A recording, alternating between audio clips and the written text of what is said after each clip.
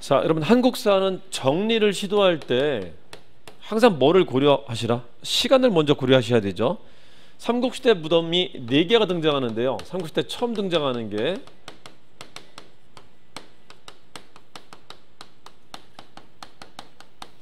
자, 그 중에 삼국시대 초기 무덤이라는 게 있다. 자, 또 뭐가 있죠?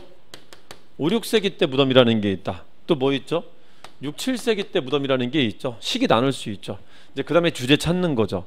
우리 주제는 조금 큰 주제가 고분미술하고 있는 거고요.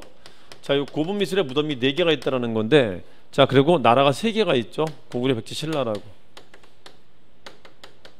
자, 하나 더 하면 가야도 있는데, 자, 봅시다. 초기 때 있었던 게 뭐 있었죠? 계단식 족속충이라는 게 있었죠. 요건 그대로 어디로? 백제로 내려왔다. 그래서 백제 건국 세력이 고구려 사람이라는 것을 알려주는 중요한 존재가 되는 것이고요. 5, 6세기 때 무덤은 뭐가 있죠?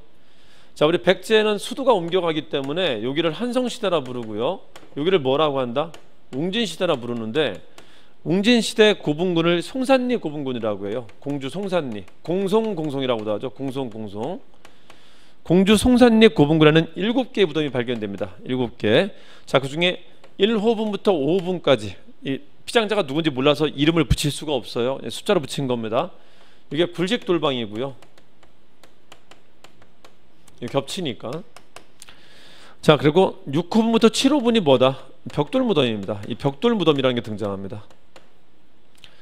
자, 그럼 신라에서는 뭐가 등장하죠? 이걸 마립간식이라고도 하죠. 마립간식이는 4, 5세기인데 죽어야지 무덤을 쓰죠. 그렇죠? 그래서 5, 6세기 무덤이라고 합니다. 자, 5, 6세기 무덤으로 돌무지 덧널 무덤이라는 게 등장하게 된다. 자, 여러분, 돌을 쓰는 것은 어디 양식이라 했었죠? 북쪽 양식이고요. 덧널은 땅 파갖고 쓰는 것은 남쪽 양식일 건데, 땅을 팔 때 땅 안에다 뭘 집어넣죠? 관 집어넣죠. 관을 널이라고 하는데, 그 관을 2개 씌운 것을, 관 바깥에 씌운 관 같은 것을 곽이라고 해. 곽, 한자로는. 그걸 덧널이라고도 합니다. 덧널.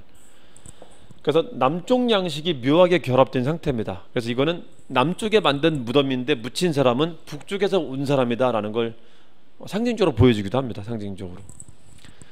자, 이거는 그림까지 좀 알아두셔야 되죠. 자, 그림에 보시면은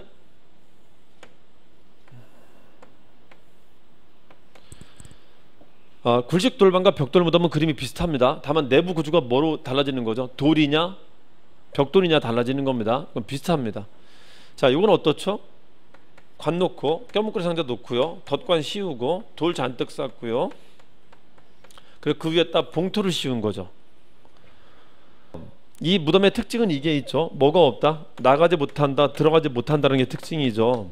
그래서 부장품 꺼내지 못한다, 합장도 못한다라는 거죠. 이 무덤 구조도 아셔야 되고. 자, 그럼 6, 7세기 때 무덤이 뭐가 있다고요? 이제 본격 뭐가 등장한다? 굴식 돌방이 등장하게 됩니다.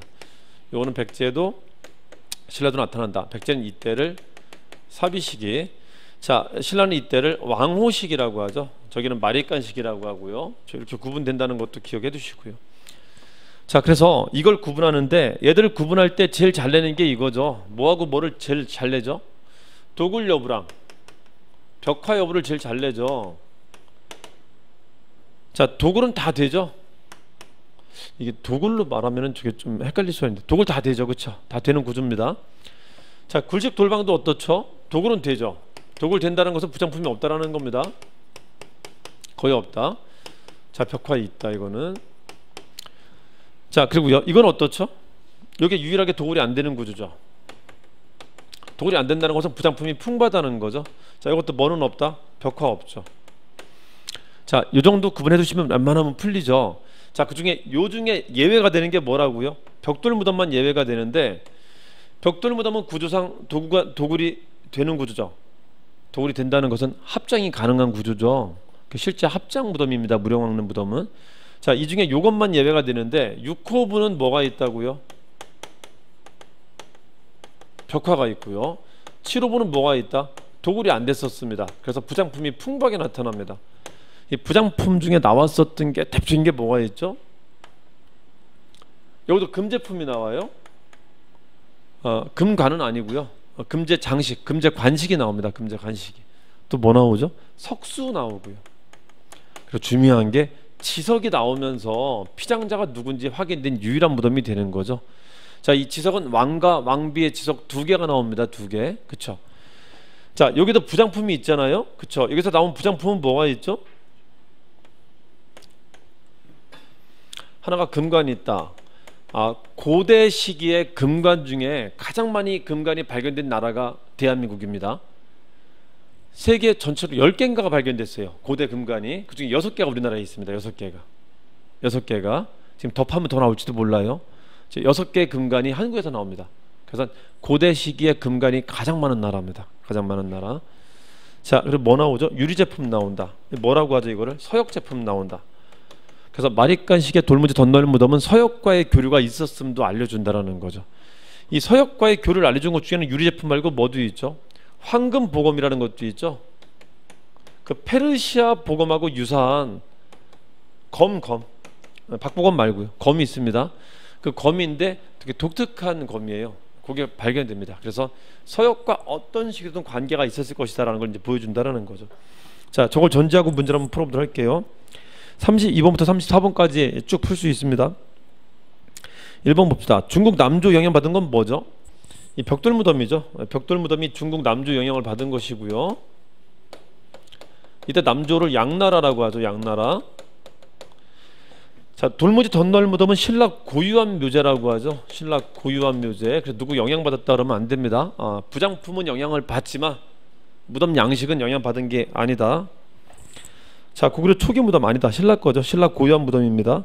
자, 3번에 벽화 없습니다. 천마도는 말 안장 밑에 진흙 튀지 말라고 붙인 그 말 달에 장리에 그린 그림입니다. 천마도도 그 두 점이 나와요. 두 점이. 자, 양쪽에 붙인 거니까. 자, 도굴이 어렵다. 많은 양의 부장품 출토되었다. 맞죠? 자, 많은 양의 부장품 출토 같은 말. 이거는 뭐가 안 되는 무덤이다. 도굴이 안 된다. 도굴이 안 된다는 것은 부장품이 많다는 거고, 또 무슨 말도 쓸 수 있다고요? 합장이 안 되는 무덤이다 라는 말도 쓸 수 있다는 거 기억해 두셔야 되죠. 33번 한번 볼까요? 공주시내에 있다. 두 번째 송산리 고분군이다. 이게 7개 무덤이 있습니다. 한 번씩들 다녀오시길 바래요. 경주는 정말 독특한 게 경주 도성이 월성이 있었고요. 그게 확장되는 과정인데 도성 바깥에 무덤을 만든 건데 무덤 만든 지역에 이게 도시로 확대가 돼 버린 겁니다. 거기에. 그래서 그 도시 구역과 사람이 사는 주택 구역과 무덤이 공존하고 있다는 게 되게 독특한 점이에요. 거기는 다른 데는 그렇지는 않죠. 그렇죠? 송산리 고분군은 조금만 밀집 지역이 있어요. 그 7개 고분이 있는. 자, 이제 공주 송산리 백제 무덤과 관련되는 걸 찾으라는 거죠. 자, 그 5번째로 보시면은 금송으로 만든 왕과 왕비의 관이 있다. 이거 합장 무덤이라고 꼭 기억해 두시고요. 많은 부장품 출토되었다. 자, 백제 무덤 중에 유일하게 도굴이 안 된 무덤이 있었다. 그게 뭐죠? 무령왕릉이죠. 무령왕릉. 중국 남조 양나라와 외나라의 교류를 짐작하게 한다. 맞죠? 자, 1번 보시면은 토우는 어디서 나오죠? 사람이나 동물 모양 그려놓은 토우. 신라입니다. 신라. 자, 2번 왕과 왕비 지석. 맞죠? 3번에 사신도 벽화. 무령왕릉은 벽화 없습니다. 송산리 6호분의 벽화가 있어요. 그러니까 하나씩 예외가 됩니다. 6호분은 벽화가 있다는 점에서 예외가 되는 거고요. 7호분은 도굴이 안 됐다는 점에서 예외가 되는 겁니다. 그래서 벽돌무덤만 예외가 됩니다. 벽돌무덤만. 자, 12지신상은 통일 이후에 나타나죠. 그래서 고구려와 백제에는 절대 못 쓰는 말입니다. 고구려, 백제, 가야에는 절대 못 쓰는 말입니다. 34번 볼까요? 송산리 고분군 배수로 공사 도중. 이거는 발굴사도 되게 잘 나오죠. 우연히 발견했다는 거. 배수로 공사 도중에 71년과 70년대 초에 동아시아의 가장 큰 발굴이 나타나는데 하나가 무령왕릉이고요. 하나가 일본의 다카마스 고분입니다. 자, 무령왕릉은 팠더니 무령왕의 실체를 진짜 그대로 보여준 겁니다. 여태까지 백제는 문헌으로만 존재했지 실체가 없었단 말이에요. 엄청나게 많은 실체가 처음 나온 거야. 백제인들의 실질적인 물건들이. 자, 일본에서는 거의 처음으로 채색된 벽화가 발견됐는데요. 봤더니 누구 무덤이랍니까? 고구려인의 무덤이거나 고구려 양식의 무덤이라는 거죠. 거기는. 그렇죠? 되게 놀라웠었던 무덤입니다. 이것도 양식 자체는 중국 양식이죠. 중국인 기술자가 와서 만들어줬다고 합니다. 양나라 기술자가. 자, 이게 70년 초반에 있었던 가장 핫했었던 가장 충격적이었던 발굴이었습니다. 자, 영동대장군 백제 사마왕. 이것도 키워드죠. 1번 부여 아닙니다. 자, 금제 관장식이 나왔다. 돌짐승 석수가 나왔다. 남조 양식이다. 맞죠? 1번이 틀린 거죠.